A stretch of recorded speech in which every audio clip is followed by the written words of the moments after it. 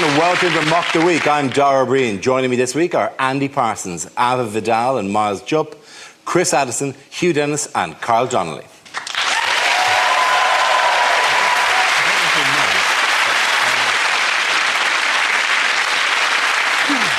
We start with a round called Headliners. Here's a picture of the Chancellor of the Exchequer, George Osborne, pounding the streets recently. But what does CFIP stand for? Is it just a list of things that will be affected by the cuts? Is it children, families, industry, people? Is it, in fact, his security code name, Charlie Foxtrot Irritating Prick? Is it chipolata found in pocket?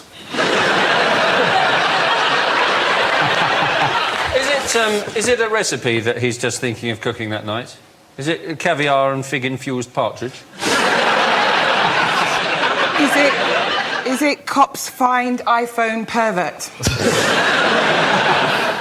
I reckon it must be a clever fellow in plimsolls. Is it just pointing out what he's going through, which everyone goes through when they jog, which is clammy forehead, itchy privates? Is it all part of his health regime? Is it Chancellor's finger inspects prostate? Hey, all men over a certain age should have their prostate checked. That's just something we at Mock the Week support.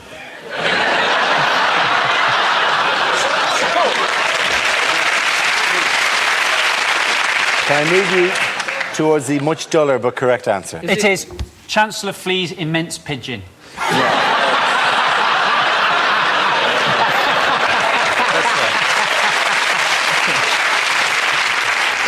It's more dull than that story. OK. Yeah. It is Chancellor faces increased pressure. It's close enough. That'll do fine. Well done. Thank you very much. Cheers. Yes, the answer I was looking for was Chancellor facing increasing pressure. This is the news that Chancellor George Osborne is under increasing scrutiny as the British economy fails to improve. He also faces calls for an immediate implementation of new banking reforms and renewed arguments over the 50p tax rate. Have the bankers been let off the hook by the banking reforms, do we think? Kind of, because they don't have to... it's all about them ring-fencing stuff. They've got a ring-fencing, which is the most dangerous event at the Olympics.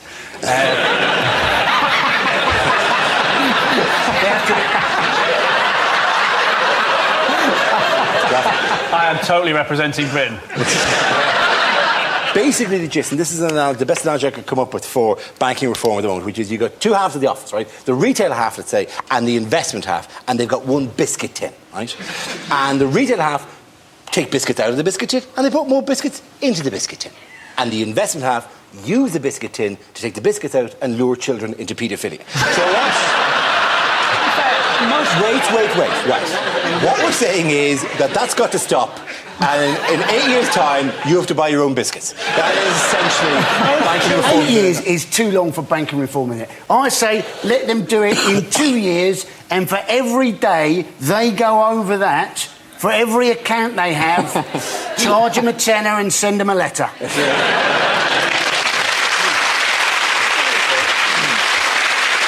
thing is that we all get very kind of wound up about it, but none of us ever change banks, do we? We could easily change banks. Why how did you choose your bank in the first place? Because I went into Lloyd's, I think, first, and they wouldn't accept my passport as a form of identification. Genuinely, I went in with an Irish passport, and your man went, don't think so. I played off and then came back and said, I'm afraid we can't accept this. And I showed him visas to China and played that going, well, the Chinese government accepted this as a form. And he went, oh, well, Lloyd's. And he sang the song.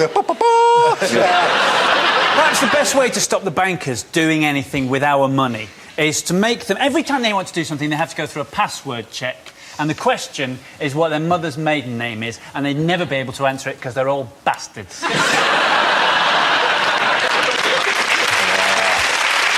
It's amazing how many people in Britain's password is actually the word password. That is how stupid a lot of people in Britain are. So if you ever want to crack a code, try password as the first one. Why would anybody have the password? I mean, that's just stupid. Mine is 6791. You're right, that's much easier to remember, Hugh. Thank you very much.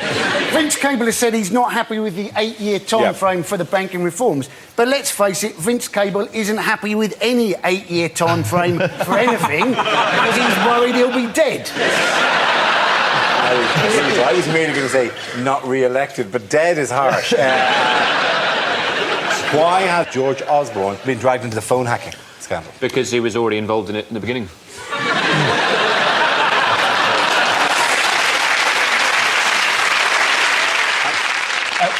He was formerly friends with someone who ran a prostitution distribution business. This lady claims that she and George Osborne took cocaine together. George Osborne, he strenuously denies taking prostitutes' cocaine. And possibly all other forms of cocaine. We have to legally say that there's no... But he strenuously denies the thing. But she linked him into phone hacking. How, my friend? Because her number was in Glenn Mulcair, the private investigator, engaged by the News of the World to listen to everybody in the country's phone calls. It was found in his file. And do you know why I think this is a failed opportunity? This woman ran a high-class escort service and nobody's asked her what she thinks of the 50% tax rate. But if there's anyone who would have strong feelings of that, it'd be hookers, who after half an hour must be going, geez, I'm doing this for the government now. Wasn't the agency, it was a specialist agency, wasn't it? It was called Black Beauties. So, ponies? No, it was just... It was all black women. What are you looking at me like that for? Because you're speaking. I thought you'd find it more polite. I'm happy to look over at Chris while she's speaking, but... Dance for you, Andy, whilst I was talking. No, because I said it's called Black Beauties. You look at me like I was about to confess something. I just read it. Would you see if she said it's Black Beauties and we all slowly turned away? It's amazing, isn't it, that they actually found out so much for the phone hacking? Because let's face it, if you've got anything important to say to people, you don't tend to leave it on their answer phone message. You go, oh, call us back, don't you? You don't go, oh, yes, I've booked all those prostitutes in Nazi uniforms and I've buried the body at the bottom of the garden. Anyway, let's hope nobody finds out about this. Call me back.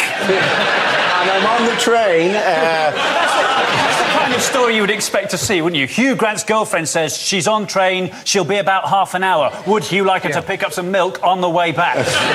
Hugh Grant's mum says she doesn't really like talking to these sorts of things. She's going to put your dad on.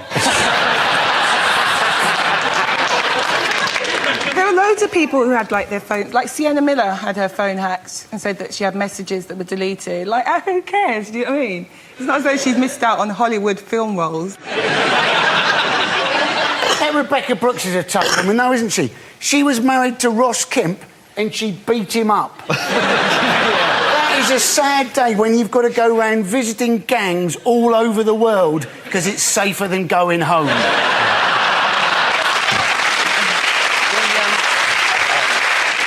But there was another one, wasn't there, phone hacking this week? There was, yeah.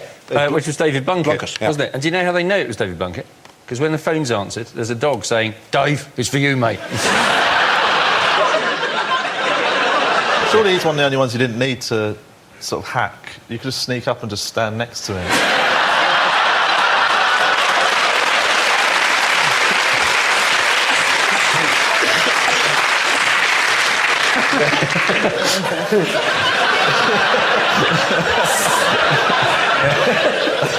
That's very good. And the amount of fake photographs of him doing cocaine, because you just go, in any social situation, just put the plate filled with cocaine. Yeah, but it was mundane, because people just didn't change their codes on the thing, and their argument was, well, it was just there. I think it's crazy that people don't change their code anyway. Mine's 6791. It's easy for you to remember, isn't it? Because it's the year you were born, 67, followed by the year you lost your virginity. Yep,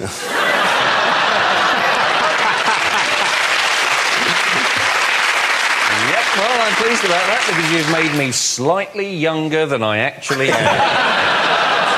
And it means you've had sex at least once. OK, take that round. The points go to Miles, Alva and Andy! Now we play a round called David Walliams Swims Through Muck. This game involves Alva, Carl and Miles, so if you could make your way to the performance area, please. This round is a stand-up challenge. I launch a wheel of news, and whoever chooses to stop, one of our performers must step forward and talk about that subject. The winner is whoever I think is the funniest. OK, here we go. The first subject is... kids. Who wants to come in last? Ava. What kids want to wear these days is kind of shocking and scary. As a parent of a teenage daughter, I have to always be vigilant. And my daughter was trying to sneak out one day and she had this long coat on. It was done all the way up to the top. And women, we know what that means, right? The ones laughing are slags, because essentially what that means is, it means you're going out half naked, you don't want your mum to see your outfit. So I went, hold it, lady, open the coat. And she opened it. I went, there's no way in hell you're leaving my house dressed like that, because she'd squeezed herself into this lycra mini dress and it was all cleavagey and it had cut-out bits down the side. I was like, did I say you could borrow that? You have to be vigilant, and you have to warn your kids about the dangers out there. And I warned my daughter, and she turns around to me and she goes, I'm not scared of no weirdo pedo, because I've read I'm more likely to be sexually abused at home anyway. Which is ridiculous, because for a start, I don't find that girl attractive at all.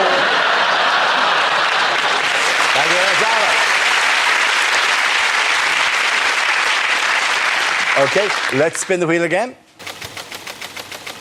And the subject is health. Who wants to come in on that? Miles.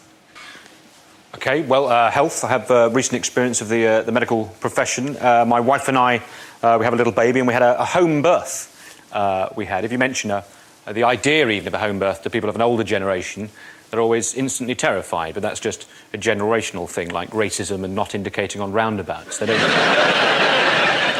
don't realise there's another way forward. But I myself, I have to say, quite nervy about the idea. On the one hand, I thought, is our sitting room really the safest place for us to have a newborn child, right? On the other hand, I did think it would be an excellent opportunity for us to get some new carpets.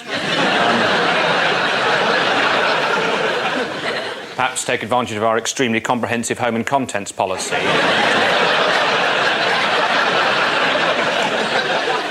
I waited till the head was showing. You've got to be sensitive. And then I tiptoed into the next room and got straight onto the phone to our insurance people. I was excited. I mean, I was giving all the measurements. I'd done them months ago. But they were, a lot of... questions. They asked a lot of questions, the insurance people. They wanted to know why my wife had attempted to give birth in every room in the house. Thank you very much. OK, that leaves us with Carl. Let's see what you've been out with. Let's spin the wheel. The subject is marriage. Away you go. Right, I recently got married, and it's actually all right. People moan about it. I think it's quite good.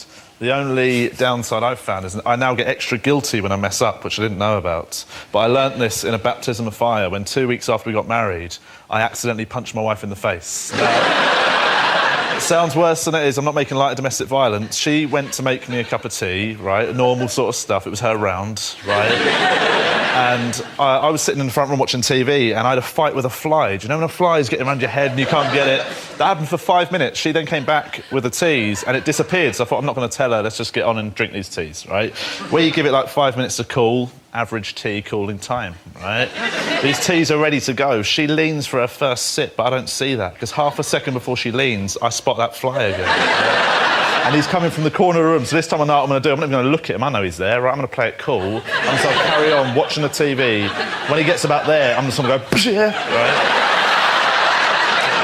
I'm in the zone. I'm so in the zone, I don't see my wife lean into the flight path, right? She leans for her first sip of tea, and out of nowhere, I go,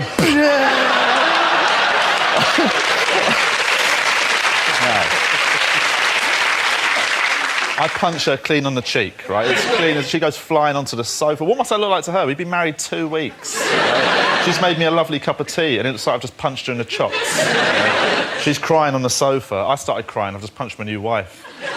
And it took me like 5 minutes to calm her down and explain about the fly. And to this day, I just can't believe she bought it.